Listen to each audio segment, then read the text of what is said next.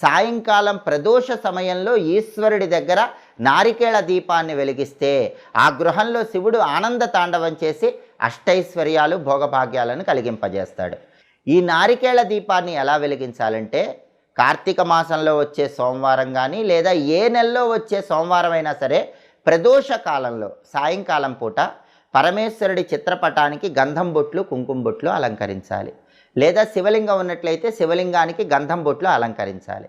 ఆ తర్వాత ఈశ్వరుడి చిత్రపటం దగ్గర లేదా శివలింగం సన్నిధిలో ఒక పీటని ఏర్పాటు చేసి ఆ పీటకు పసుపు రాసి కుంకుమ బొట్లు పెట్టాలి. ఆ పీట మీద బియ్య పిండితో ముగ్గు వేయాలి.